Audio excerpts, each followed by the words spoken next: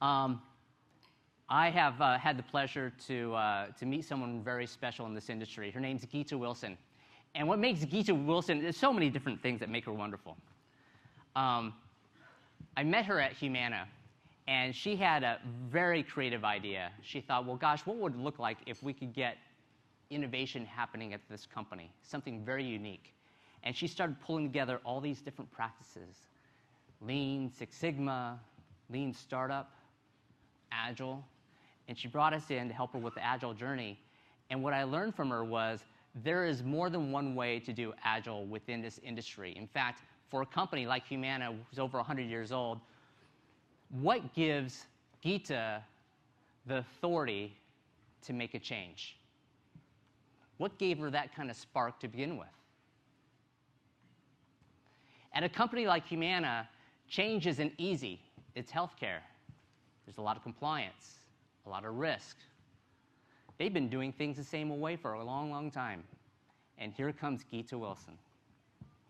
Well, I'll share with you, after her time working at Humana and really starting to plant the seeds and launch her initiative, she's received so much recognition, and she'll probably talk about her morning jolts.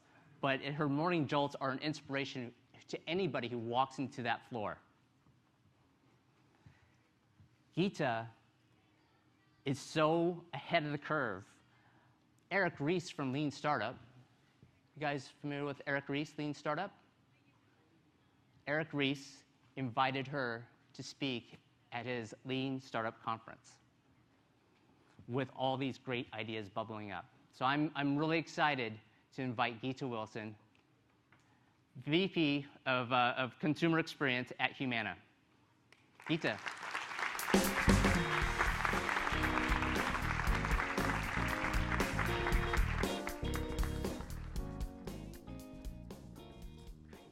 Good morning. What did you notice straight away? You have an accent. Did you notice that? Okay, I have an accent. How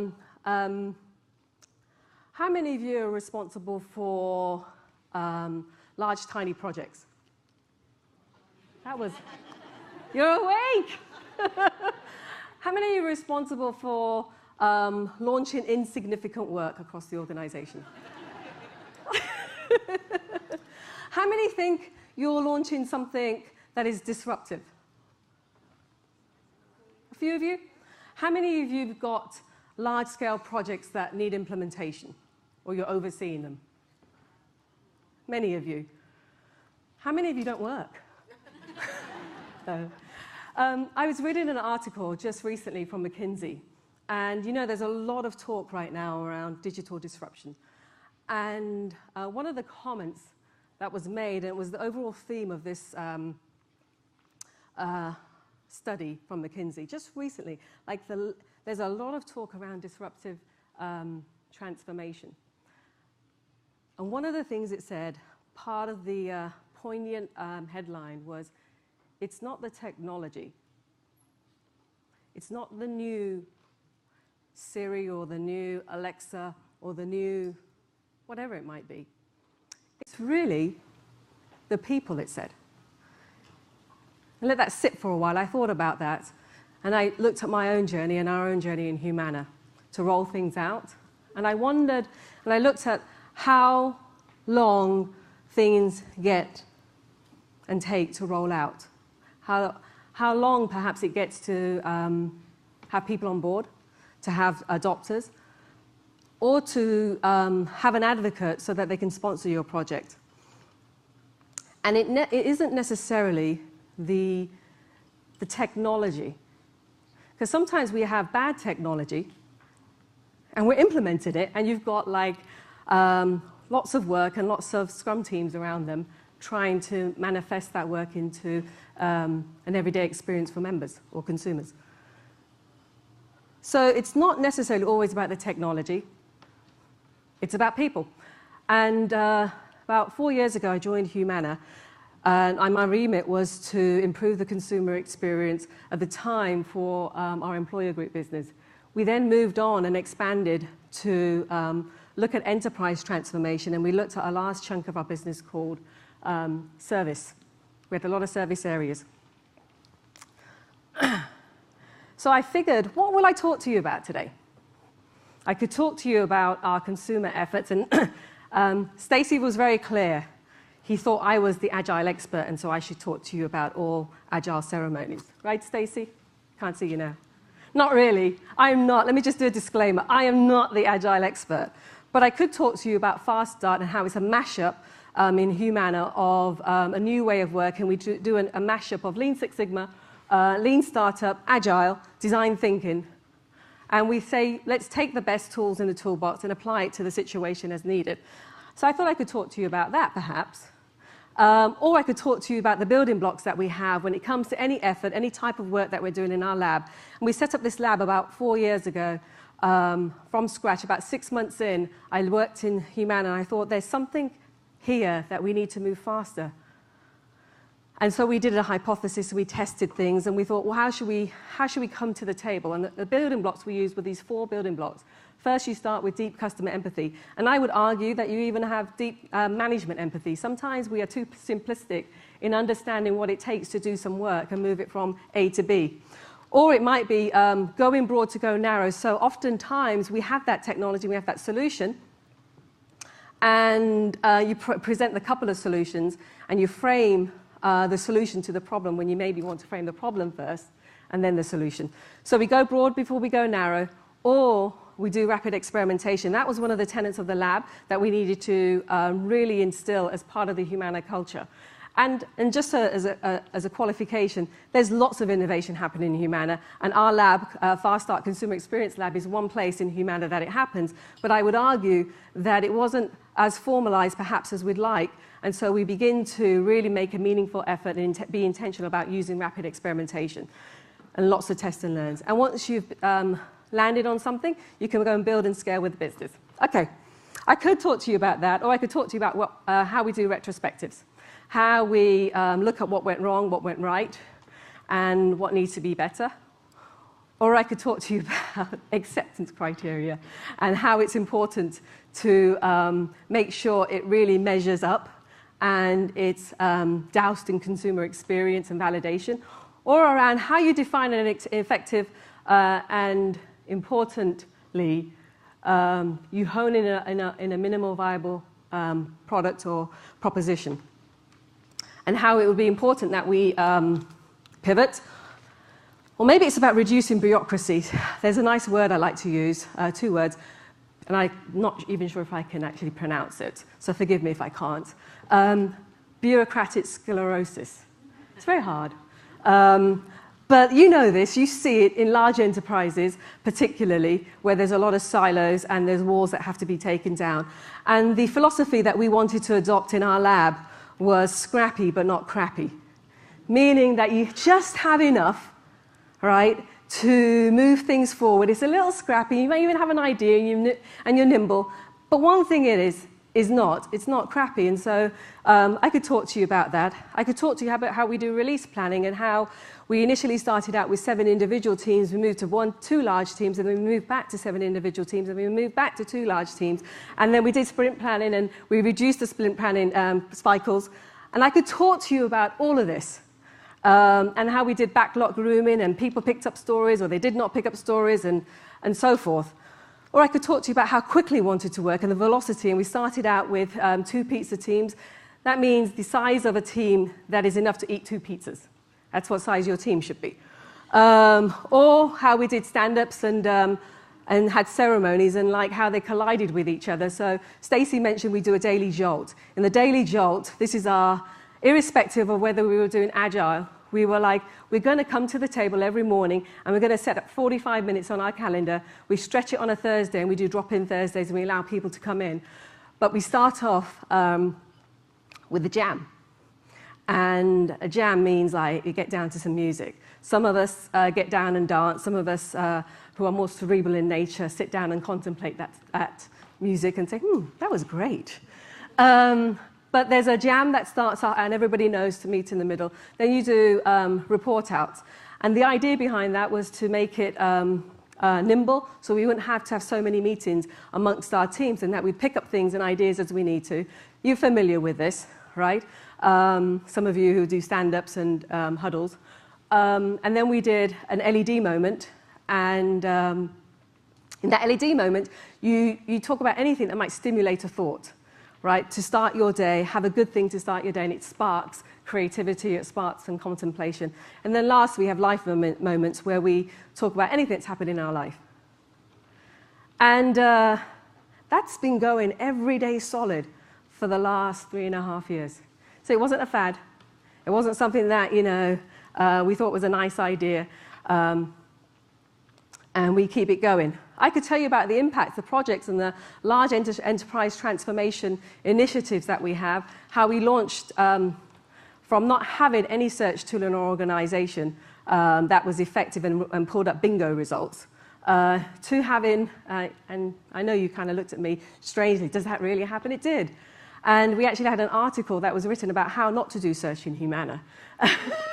And so before we even looked at setting up a project, we actually do that deep customer empathy. And it was obvious that there was some way that we weren't showing up. And so we rolled out something in 6 months, an enterprise initiative across all our lines of business to get all the key partners to write content and choose a tool. It could take us 6 months to just sign a contract with our procurement guys. Right? Some of you know that. So I could talk to you about some of the impact. And in the first month that it launched, it had 1 million searches with 87% match rate. And we've improved since then to the 96% match rate. We also had the first ever omnichannel asset that we launched in Humana, which was a hybrid, sorry. I made up a word there. Just so you know, my husband calls these Geetisms.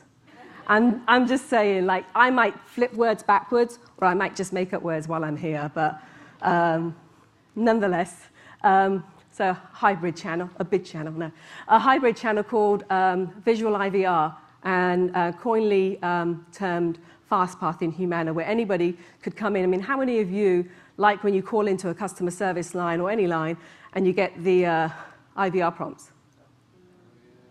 Right?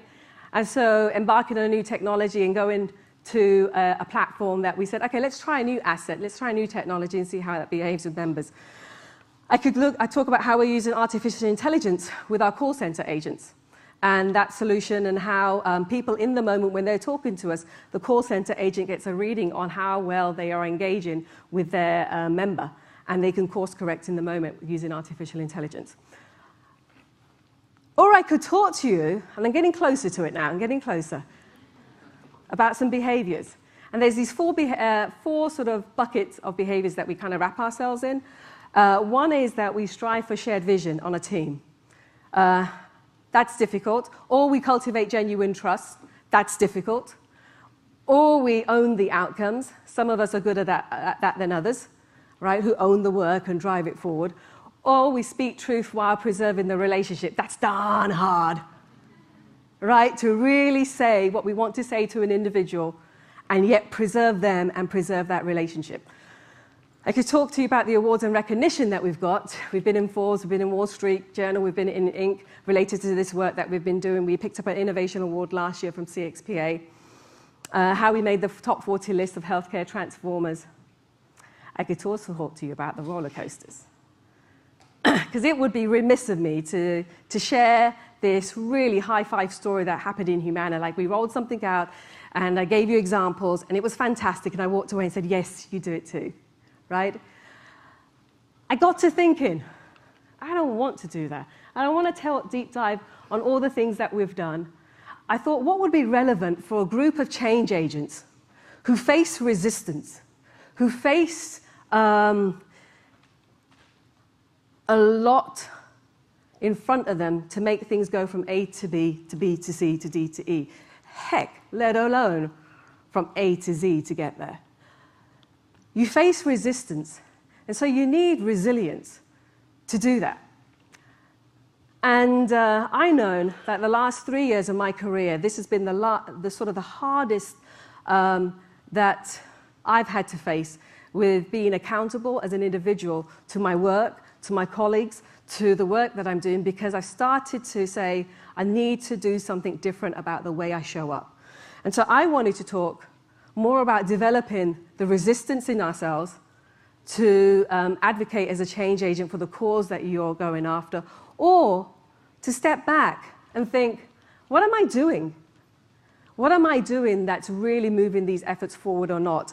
And that might mean, reevaluating some of the long-standing beliefs that you might have about how something can get done. So can I get real with you? Can I? All right? Because I don't think I'm the person to talk to you quite about the technical definitions and routines in Agile. Or just to talk jargon with you. Perhaps I step that to the side, keep it real. And have you ever shaken a can and then released the ring pull? What happens? What happens? It explodes! And so I'm hoping, like, if it's not just a little explosion that happens inside of you, or happens, that I'm going to release the ring pull today, this morning, just a little bit. And some of you might be, some of you might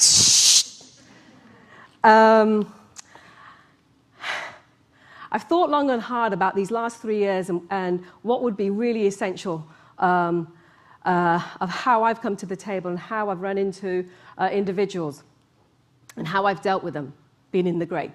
So you ready? All right, this is going to get exciting. Well, at least for me, because now I'm going to rip apart some of the old-fashioned notions that we might have about ourselves. 2 personas. And in these 2 personas, there are 2 mini-me personalities. There are multiple mini-me personalities that come under these 2 personas. I have wrestled with them. I have become one with them in places. I have met them. I have been them. And so I want to introduce you to them. Is it okay if I introduce you to 2 of these personas who have their multiple mini-me personalities under them? Yeah? All right. I'm going to anyway. Okay. But before I do, just in case you hasn't come through yet, I'm not going to be talking about how you do Agile, but how we be Agile. Welcome to Mr. Weaksauce. Now, Mr. Weaksauce, and sorry, gentlemen, just coincidentally, it happened to be Mr. Weaksauce, okay? Like, I'm just doing a qualifier. It could have been Mrs., but just ended up being Mr. today. Mr. Weaksauce, you might run into Weaksauce, and you might run into their first Mr. Mini-Me personality. But let me back up a little bit and say, how does Merriam-Webster define Weaksauce? Or the Oxford English Dictionary define Weaksauce? Yes, Oxford English Dictionary had Weaksauce. No, it didn't, but Google did. And it said something that is of poor or disappointing standard of quality. All right, got it? Everybody got what Weaksauce is? Let's go. So, the first personality in Weaksauce that you might run into is waterer. Waterer is the one that takes your project, takes your idea, and douses a little water over them. And you stand back and you think, it's diluted. I don't understand this project anymore. It's no longer what it set out to do. And you're okay. You're okay with being flexible and changing and making sure that you are adaptive. But this thing doesn't look quite like what you set out to be. And so water might actually just dilute and give you the impression that you're doing the thing that you set out to do. But when you turn around and you do that release at the end of the day and you go through all of your product development, you step back and you think, ah. Or better still, water doesn't douse your project or your idea. They drown it. How many have been a waterer? How many of us have been a waterer? Or perhaps we're the ones who have the easy button. And the easy button is dust off that thing that we did like 5 years ago. We've already done this project before. Let's pull out everything that we've known that we've done, and why reinvent the wheel? And so easy doesn't want to mess up their bonus. Easy doesn't really want you to make sure, and hey, none of us want our bonuses messed up, or none of us want to release something not on time, but easy is special. Mr. Easy is like, let's not all work harder than we should, okay? Let's make sure we leverage. How's that for a good corporate term? How about we leverage what's already been taken place? Or perhaps you run into anxious. And anxious is the one, you might be all cool. You might be coming into work, doing your project, ready to go, and then anxious turns up. And anxious says, I'm worried about what the senior level executive is going to be thinking about this. And you're like, what? I thought we already agreed yesterday. And we've got these teams all lined up. But anxious creates doubt in you. And it creates this nervousness. You're just standing next to them and they're already nervous. Have you got anyone like that? Or perhaps you've got knight. And the knight is the one exactly how we know. They come in as a knight in shining armor, ready to save the day. Oh, you Scrum masters.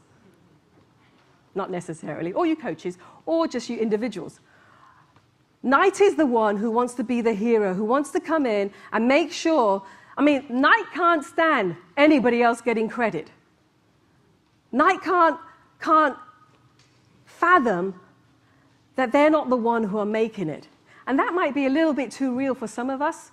You know, stepping in tonight, and we've seen it. Hey, everybody wants recognition in their work. Everybody wants to feel that they're coming to the table and delivering.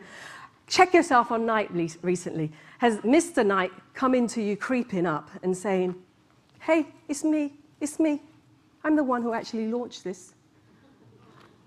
My team, that team was the easy team. They just copied. But all right, you get what I'm saying.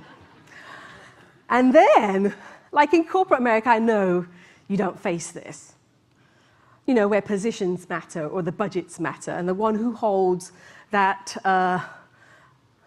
fine organization that gets all the budget. Or perhaps they're the VP, or perhaps they're the team that have been known and acknowledged and recognized in the organization for doing the most glorious work in the company. Symbols are the ones where they don't use their work to move the work forward, or their chops. What they do is use their inherent asset that they feel that they have. Maybe it's the way that they dress. Oh, they're so sharp, that should do it. Or, oh, they're a VP, their title should manage it. Okay? So remember symbols. Or maybe there's almost. Now, I've been fooled by almost.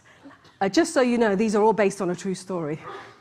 Almost is the one that gives you this false hope that this project is going to take place. And you're like, they don't say no to you. And in fact, the things are going well. I've been in actual situations in a PowerPoint where I'm going through, you know how you do it, you frame up the problem, and then you identify the problem through the data, and you've got them, right? And they're biting, and they're taking it. And they're giving you this really great, they're asking the right question, and then they say something like, this sounds great, but we've really got to focus on the basics, blocking and tackling. So the last 45 minutes that you spoke and went through all become redundant because almost gave you that false hope that it was going to happen, but it didn't happen, right? And so you might run into almost, or perhaps you run into unlimited. Unlimited is the one that thinks there's all the time in the world to do something, or there is multiple people that you can have. Hey, you want one person? Why not have 5? Let's ask for 5. And so they're not necessarily yet absorbed that it's important to understand that there isn't unlimited resources. And I've run into this one in the healthcare industry. In fact, it's one of the biggest surprises that I've had to date being in the healthcare industry is the amount of times that I've heard, no, we can't do this. It's simply not possible. We've got compliance issues left, right, and center. And so you have this individual who always tells you why something cannot be done. If you didn't know already, they're there to whisper in your ear, or perhaps even loudly amongst your teams, why something is not possible. And then there's the last one, which we don't really speak about a lot in corporate America, and yet it is pervasive. And yet it has hints at some of these mini-me personalities I've just spoken about. The problem with envy is that you can't solve for it. I'm not even going to talk a lot about it, because you know it when you see it. Envy comes along, and it hostages your team, or holds them hostage. So that was pretty dire, right? Weaksauce, all of you recognize Weaksauce? Recognize the mini-me personalities under Weaksauce? Okay, let me talk to you about badass. Badass is the one that comes, and again, Merriam and Oxford Dictionary gave me a really good definition here. A tough,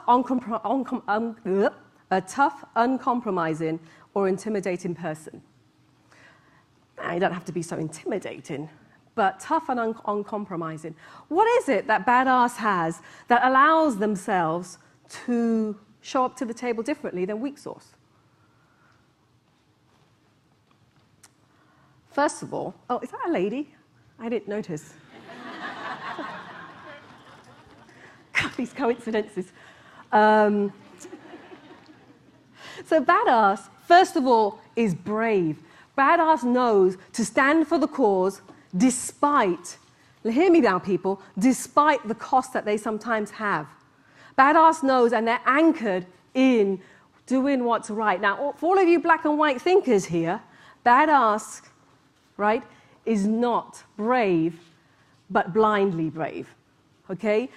Brave, they mean just have enough courage to stand up for something and advocate for something when they know that there's a better way. They strive, hear me now, people, they strive for the best. They don't want to compromise on the best, and so they seek the best, and they want to inspire people for the best. Or perhaps Badass is artistic, and artistic means not pulling out your box of crayons and coloring within the lines, but this, I'm talking about being able to dream, being able to like hold yourselves to a more creative standard, to let yourself dream a little bit and give yourself room to think about what if this situation could be better if we did this and that, and allow your teams and allow yourselves to be a bit more artistic and tap into your creative side. Artistic, the MiniMe personality artistic, these are the folks who you want to tap into because they see before they believe before they see, sorry. Okay? And these are the ones that you do need. Let me talk to you a little bit about artistic, since we're here about AgileCamp. We had experienced coaches, and we certified a number of people in Scrum and Agile. And so they were there. They were soldiers ready to march, right? Ready to get the troops along. And what we found is that experience is important. That training alone wasn't really going to make you a good certified coach or a Scrum Master. But it was really like we had people who had been trained, but they were really going by the book. An artistic side of them will know how to flex the routines a bit, how to flex and be adaptive, and they'll work with what's known and unknown. So, for example, we thought we had a hypothesis, let's try and do Agile within a non-tech environment. So we had some projects that were not tech-heavy, but they were people-heavy. Like empowerment, we wanted our call center agents to be empowered, and so we had immersions that we had to do. Now, try and imagine to do that without the nice, tangible outputs that you could measure by. And sometimes the experienced coaches are the ones who can help you through the intangibles that aren't so readily available. And for some, you know, there's no better thing than seeing a green coach or a green Scrum Master who comes in with a rookie idea that everybody's going to do something in the ceremonies. Like, we change our ceremonies. We change sometimes even the whole Scrum, where we truncated it and we just went to Kanban. And we had the Kanban boards. And so you know how to adapt. You know how to flex according to the needs. When we had large projects with loads of teams running, it was important. When we had smaller projects or large projects with smaller teams, we knew that we should be more adaptive. And so we didn't let, we didn't let Agile do to us. We did to Agile, right? Which meant that all we needed was Kanban boards and some light ceremonies. We, in fact, found sometimes where we had like the jolt. So we had the stand-ups and the report-outs that we did, and then half an hour later, they went and did stand-ups and huddles and daily huddles, and then the other Scrum Masters did it as well. And like, that's a lot of meeting before even the work gets done. What about this one I love? This one catches up on us. A doer is biased. They have a bias for action. They are anchored in getting results. They do not matter that they have to have meetings or multiple emails. Our work getting done is not. And I had to check myself about this. And we've actually operated differently as a team. Some of you who love to write emails amongst each other, and like, if you know you're in trouble, if you start an email and it's this long, you know what I like to do to those emails? Probably giving away too much here. they spent time architecting and crafting this thing. So I write, okay. And, but I'm not being facetious here, but our teams they were sitting here co-located with one another, and they were writing emails. And so, hey, stand up, like, wait up a moment. Didn't we meant to do this in our jolts? And so the doer really reminds us that, you know, if you can have a conversation first, have the conversation, have less meetings, have a bias for action, and, like, the other thing, and I know all of us like to do, we like to talk about the work.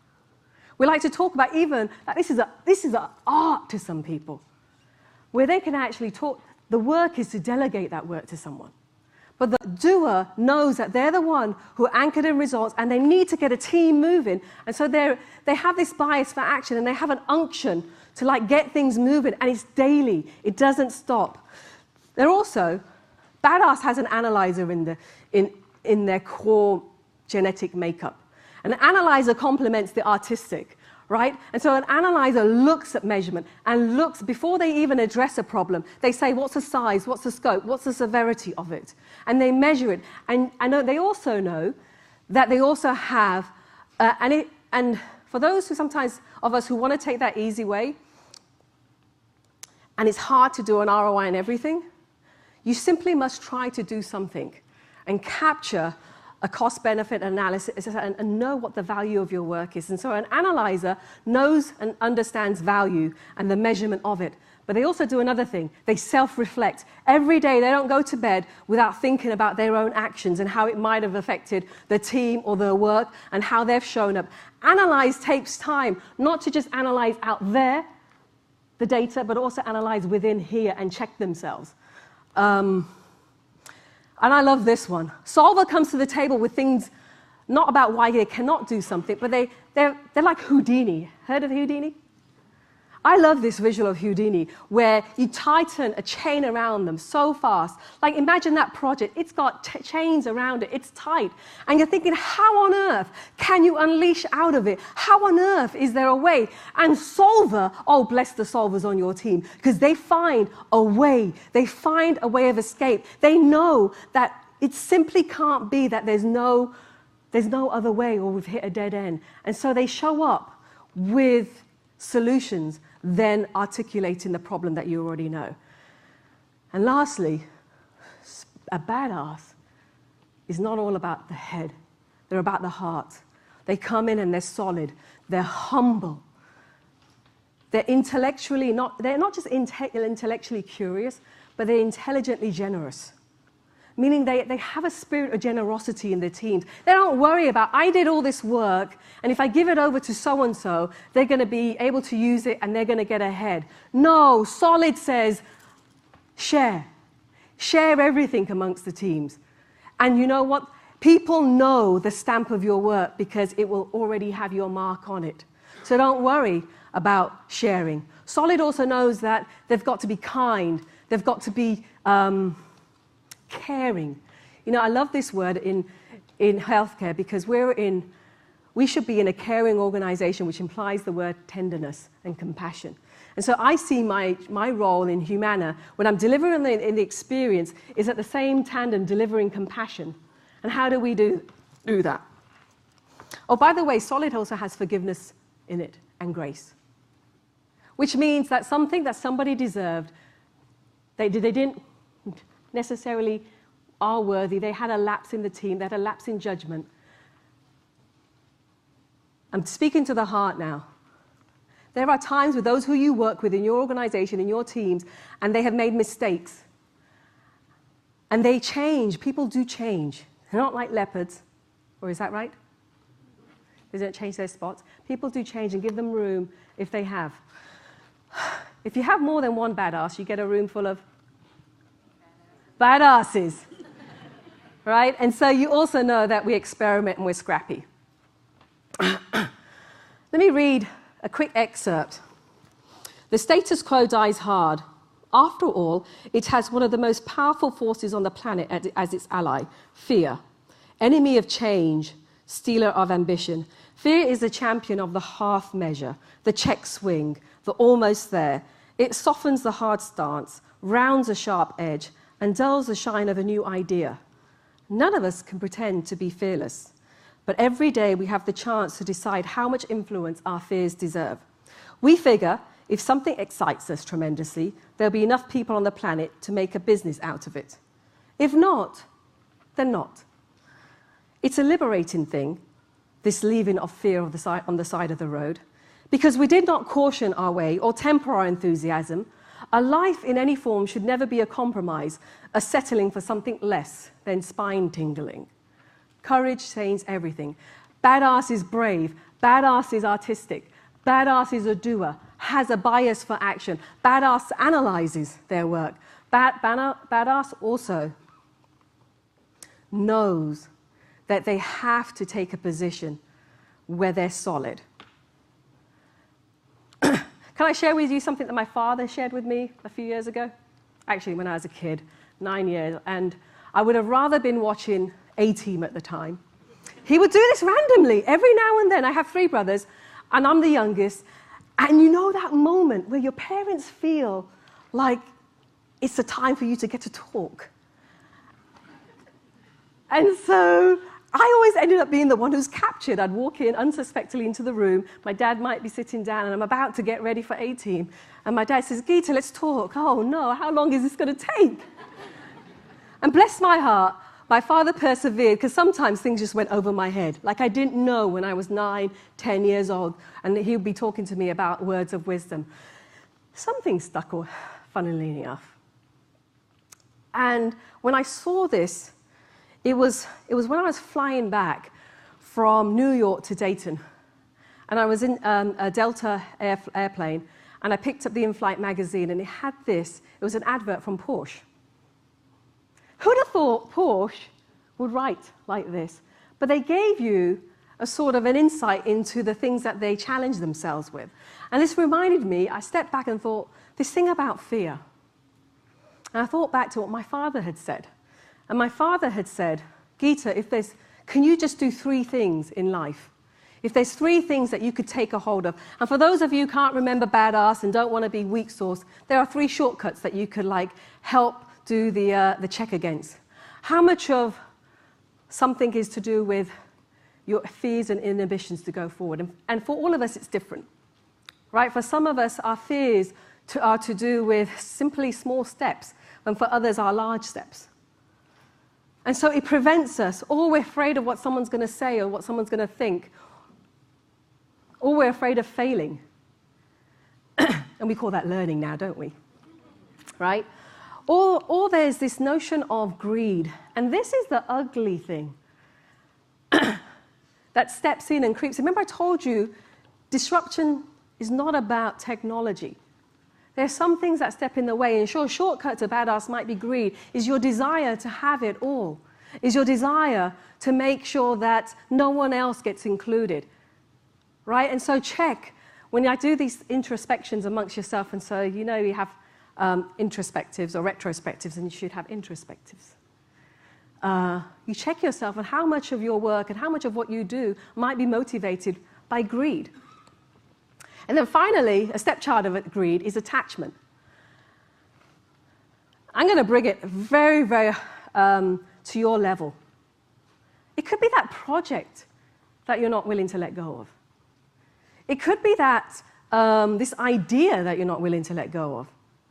Right? So it's not just about attaching yourselves to some big magnanimous effort. It might be things in your life and that you have to attach. Like, I've created the lab in Humana, and I also, 2 years in, said, hey, how about is it time for us to make it organic and make it so that it sits in the DNA of individuals who already do the work?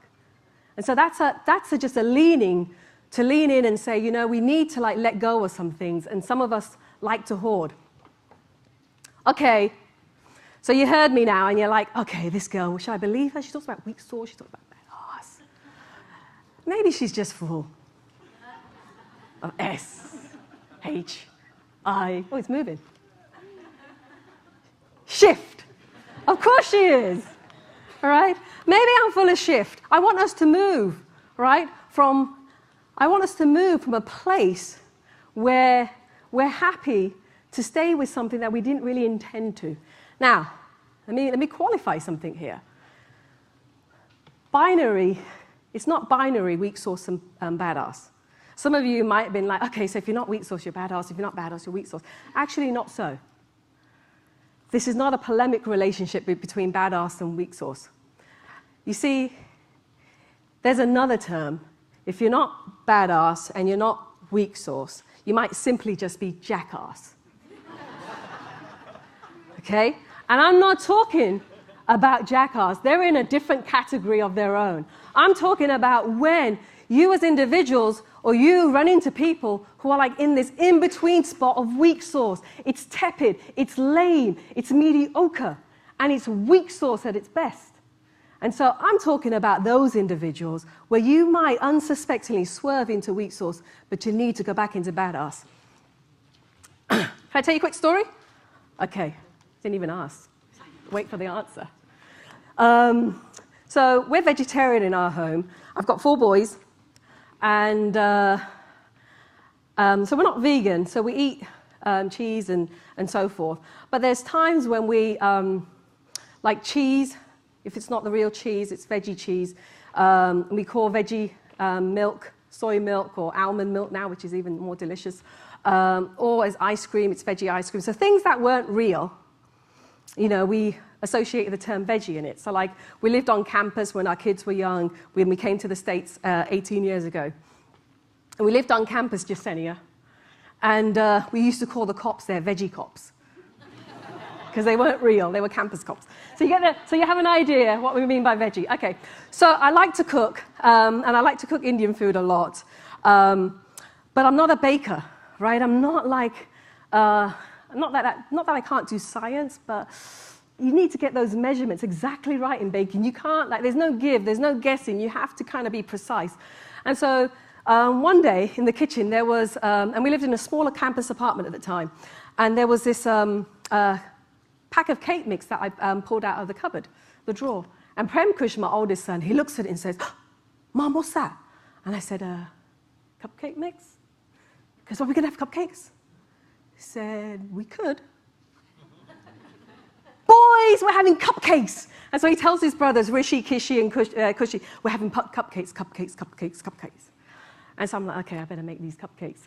And the thing is, it's good because I have a packet, right? So I just need like a little milk, sugar. I don't even need to put sugar in, but it wasn't too much extemporaneous effort. You know, it was just basic. And so Prem Kush watches me make the mix. I feel very proud. I get the oven on, wait for it to get warm.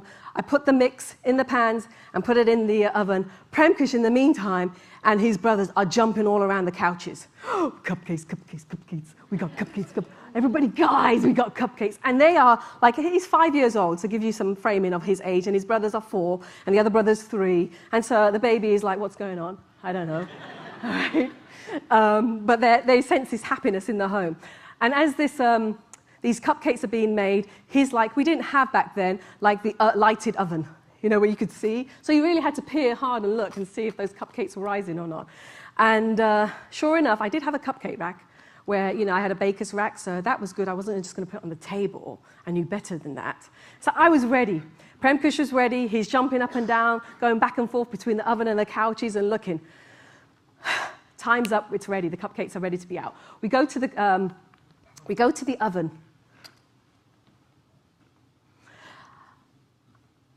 I pull out of the oven these cupcakes.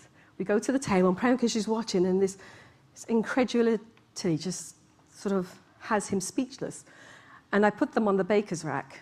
Now, these cupcakes, they're like that thin and this deep. What I didn't do is put them in like a cupcake tin. Like, there wasn't any instructions. Oh. And so Prem Kush is looking at the oven, to me in my hand, and to the cupcakes. And this little thing, this beautiful, young, tender, innocent thing, is looking at these cupcakes and trying to make sense of what this is. He looks at the oven. He looks at the cupcakes. He looks up at me. He does this a couple times, and then I could finally see he's trying to process this. He's trying to figure out what's happening. And finally, he has it manifests into words, and he looks up at me and he says, "Mum," he asks, "are these veggie cupcakes?" You see, when something is not quite right, it doesn't need any explanation. The young one could tell, like, that wasn't quite the cupcake that I had in my mind. And so there's a word that we use in England. Maybe you know it already. When something is not quite the thing, needs no explanation, you know it when you see it. We call it Squiffy, right? It's like, it's not quite right. It's like it's a bad toupee on someone's head or a wig. You're like, right? Sorry, should tame myself here. But nonetheless, you know when something is not quite right. It's, say it with me, Squiffy, okay? And sometimes your work could be a little squiffy. You will know.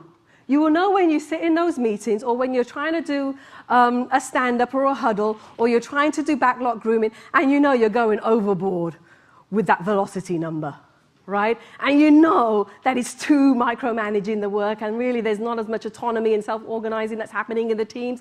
You know it's squiffy, right? And so, again, I'm giving you shortcuts, right? You don't have to break down Weaksauce in all its components, but you can identify when something is not quite right.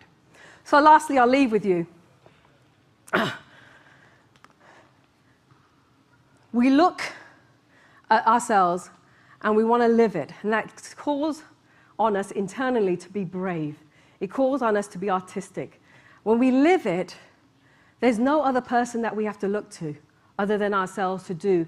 Like, I know some of us are really, I know that a lot of you actually are very much all about, you know, if I do, and if I embrace this work, others will follow. And you know that inherently in your work. You know that if you live it, that you will be a role model. And it starts with you sometimes being a little brave and a little artistic and giving yourself room. It also starts with showing up in your work. When you do your work, boy, you've got a bias for action. You're a doer. When you do your work, you make sure that it stands on its own, that it has the chops, that you have done the analysis, that you've done the measurement, and that you've also done the internal introspection, and that you've also come up to the table, and that you've been a solver, right? In those meetings where there is only the articulation of what's wrong, that you can step in and you can be the one that shows another way, that thinks of a solution, because you hold yourself, you'll say, there is another way. You'll be like Houdini, and you'll know that you can challenge yourself and check yourself. You'll also know to love it. Hey, if you want to be a badass, I know that on Sunday, if I regret coming in to work on Monday, it's not that there's something wrong with work, there's something wrong with me. Maybe I'm in the wrong profession, or maybe I'm doing the wrong thing and it's time for a change. But people know when you love it. It's that squiffy. And so I encourage all of you, as you start out this Agile Camp, and it is such a great thing that you're part of. I didn't expect so many people, and this is not even New York, this is Newark.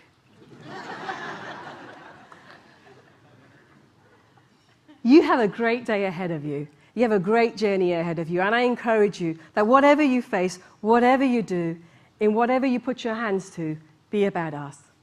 Thank you.